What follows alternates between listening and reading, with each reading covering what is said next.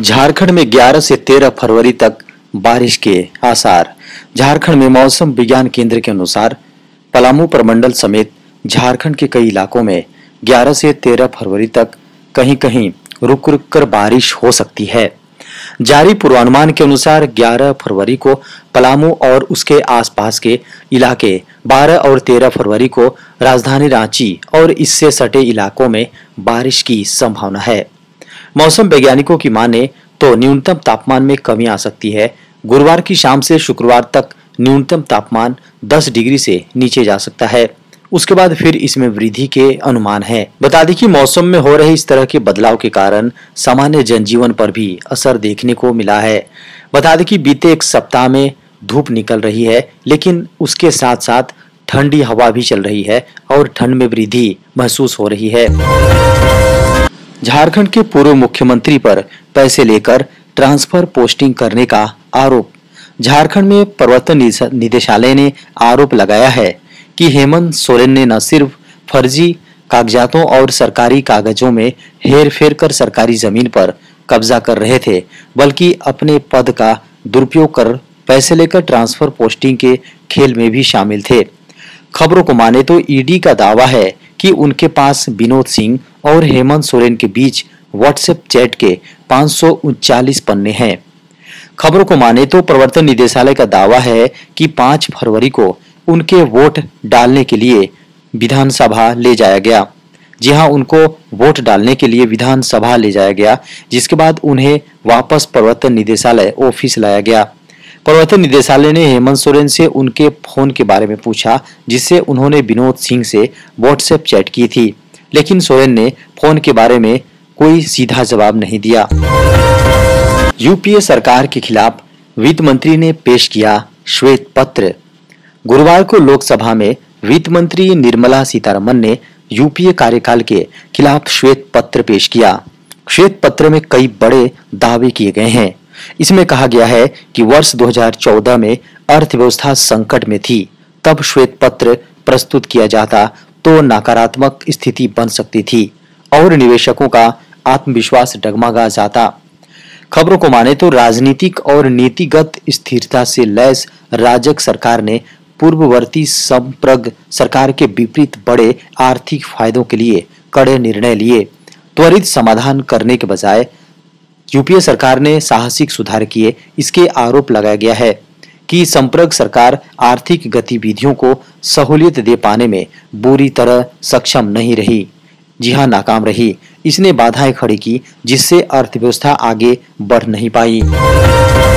झारखंड में 16 फरवरी को होगा चंपई सरकार का मंत्रिमंडल विस्तार। झारखंड में चंपई सोरेन सरकार के मंत्रिमंडल का विस्तार टल गया है। खबरों को माने तो पहले 8 फरवरी को कुछ मंत्रियों के शपथ ग्रहण का आग्रह राजभवन को भेजा गया था। बता दें कि बुधवार दोपहर बाद इस कार्यक्रम को स्थगित करने का अनुरोध भी किया गया। मीडिया की खबरों को माने तो अब मंत्रियों का शपथ ग्रहण 16 फरवरी को दोपहर 3 बजे होगा। ऐसा माना जा रहा है कि मंत्रिमंडल के सदस्यों को लेकर सरकार के अंदर सहमति नहीं बन पाई है। बता दें कि पेच डिप्टी सीएम के पद को लेकर रहा है। गठबंधन में जो फॉर्मूला तय किया गया है, उसके अनुसार 2 डिप्टी सीएम बनाए जा सकते हैं। यही कारण है कि 8 फरवरी के बजाय अब 16 फरवरी को झारखंड में चंपई सरकार का मंत्रिमंडल विस्तार होने की संभावना है। झारखंड में अब लोगों को हर महीने मिलेंगे 125 यूनिट बिजली फ्री। झारखंड में अब लोगों को हर महीने 125 यूनिट बिजली फ्री मिलेगी। बता दें कि झारखंड में नई सरकार बनते ही सीएम चंपई सोरेन ने एक बड़ा फैसला लिया है। हेमंत सरकार में लोगों को प्रत्येक महीने 100 यूनिट बिजली फ्री मिलती थी, लेकिन चंपई सोरेन ने इसे बढ़ाकर 125 यूनिट कर दिया है। खबरों को माने तो मुख्यमंत्री चंपई सोरेन ने बुधवार को यह फैसला लिया है। उन्होंने मुख्य सचिव सहित वरिष्ठ अफसरों के साथ एक समीक्षा बैठक में ऊर्जा विभाग को इस सिलसिले में प्रस्ताव तैयार करने का निर्देश दिया। बता दें कि झारखंड सरकार ने लोगों के वित्तीय बोझ को कम करने के उद्देश्य से 2022 में 100 यूनिट फ्री बिजली योजना आरंभ की थी। यह योजना घरेलू कनेक्शन के लिए हर महीने 100 यूनिट बिजली की खपत तक लागू है। रेलवे के इन पदों पर बिना एग्जाम नौकरी पाने का सुनहरा मौका।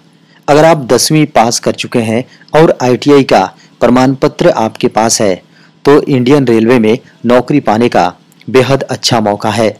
भारतीय रेलवे भर्ती सेल यानी आरएससी द्वारा दक्षिण रेलवे के तहत अप्रेंटिस के पदों पर भर्तियां की जा रही हैं। खबरों को माने तो जो भी उम्मीदवार इन पदों पर आवेदन करने के इच्छुक एवं योग्य हैं वे भारतीय रेलवे की आधिकारिक वेबसाइट sr.indianrailways.gov.in के माध्यम से ऑनलाइन आवेदन कर सकते हैं। इन पदों के लिए आवेदन प्रक्रिया शुरू हो चुकी है। रेलवे की इस भर्ती प्रक्रिया के तहत कुल 2860 पदों पर भर्तियां की जाएंगी। इन पदों के लिए आवेदन प्रक्रिया 29 जनवरी से शुरू हुई थी और 28 फरवरी को खत्म होगी। अगर आप भी दक्षिणी रेलवे अप्रेंटिस भर्ती के तहत नौकरी पाना चाहते हैं तो रिक्तियों का विवरण, योग्यता समेत अन्य बातों को विस्तार से वेबसाइट पर जाकर देख सकते हैं। इस दिन जारी होगा यूपीएससी प्रीलिम्स का नोटिफिकेशन। यूपीएससी सिविल सेवा एग्जाम की तैयारी करने वाले छात्रों के लिए बेहद बड़ी खबर है। यूपीएससी यानी संघ लोक सेवा आयोग सीएसई प्रीलिम्स की एग्जाम के लिए 14 फरवरी को नोटिफिकेशन जारी करेगा। योग्य और इच्छुक उम्मीदवार आधिकारिक वेबसाइट upsc.gov.in पर जाकर अपना आवेदन कर सकेंगे। खबरों को माने तो आयोग ने 10 मई 2023 को एग्जाम का कैलेंडर जारी किया था। जारी अधिसूचना के अनुसार एग्जाम के लिए आवेदन का लिंक 14 फरवरी को सक्रिय कर दिया जाएगा। बता दें कि यहां अप्लाई करने के लिए उम्मीदवारों को 17 दिन का समय दिया जाएगा। आवेदन करने की अंतिम तिथि 5 मार्च 2024 निर्धारित है। साथ ही प्रीलिम्स एग्जाम 26 मई को आयोजित की जाएगी, वहीं मेंस एग्जाम 19 अक्टूबर को निर्धारित होगी। बता दें कि यूपीएससी सीएसई के लिए शैक्षणिक योग्यता, आयु सीमा, आवेदन प्रक्रिया व चयन प्रक्रिया से लेकर संपूर्ण जानकारी आप साइट पर जाकर देख सकते हैं। सेमीकंडक्टर प्लांट्स के लिए भारत सरकार को मिली मंजूरी। भारत सरकार ने बुधवार 7 फरवरी 2024 को संसद में बताया कि उसे सेमीकंडक्टर प्रोडक्शन इकाइयों के लिए 4 और चिप असेंबली इकाइयों के लिए 13 प्रस्ताव मिले हैं। बता दें कि 4 वैश्विक सेमीकंडक्टर कंपनियों की योजना है। पीटीआई की एक रिपोर्ट के अनुसार 4 वैश्विक सेमीकंडक्टर कंपनियां भारत में कारखाने स्थापित करने के लिए सेंट्रल गवर्नमेंट के साथ बातचीत कर रही है। इलेक्ट्रॉनिक्स और आईटी राज्य मंत्री राजीव चंद्रशेखर ने लोकसभा में एक लिखित उत्तर में कहा कि ये प्रस्ताव अमेरिकी मेमोरी चिप निर्माता माइक्रोन द्वारा स्थापित किए जा रहे हैं। 22,516 करोड़ रुपए के चिप असेंबली प्लांट के अतिरिक्त हैं। मंत्री ने कहा कि सेमीकंडक्टर कारखाने स्थापित करने के लिए 4 प्रस्ताव प्राप्त हुए थे और मिश्रित सेमीकंडक्टर कारखाने और एटीएमपीएस यानी असेंबली परीक्षण, मार्किंग और पैकेजिंग सुविधाएं स्थापित करने के लिए 13 अतिरिक्त प्रस्ताव प्राप्त हुए थे। स्टडी में बड़ा खुलासा, भारत में बनी टाइफाइड की वैक्सीन का असर रहता है 4 साल। बता दें कि भारत के हैदराबाद स्थित भारत बायोटेक के संयुग्म टाइफाइड टॉक्साइड वैक्सीन टाइप वार की प्रभावकारिता लंबे समय यानी 4 वर्षों तक बनी रहती है। खबरों को माने तो इस बात की पता अफ्रीका के मलावी में 9 महीने से 12 वर्ष के उम्र के बच्चों पर तीसरे चरण के टेस्ट से पता चला है। स्टडी में सभी आयु वर्ग के बच्चों में टीके की प्रभावकारिता देखी गई। यहां फरवरी से सितंबर 2018 के दौरान बच्चों को वैक्सीन की एक खुराक दी गई थी। बता दें कि टाइफाइड वैक्सीन इसलिए जरूरी है कि साल 2019 में दुनिया भर में लगभग 92.4 लाख टाइफाइड के मामले सामने आए और 1,10,000 मौतें हुई। 2019 में टाइफाइड के अधिकांश मामले और मौतें दक्षिण पूर्व एशिया और अफ्रीका में हुई है। बता दें कि 9 महीने से 12 वर्ष की आयु के स्वस्थ बच्चों को रैंडम या यादृच्छिक रूप से भारत बायोटेक के संयुग्म टाइफाइड वैक्सीन या मेनिंगोकोकल ए संयुग्म वैक्सीन हासिल करने का काम सौंपा गया था। परीक्षण में शामिल शोधकर्ताओं और परीक्षण प्रतिभागियों दोनों को यह नहीं पता था कि किसे टाइफाइड का टीका मिला है और किसे में नए मेटिंगोकोकल टीका मिला है।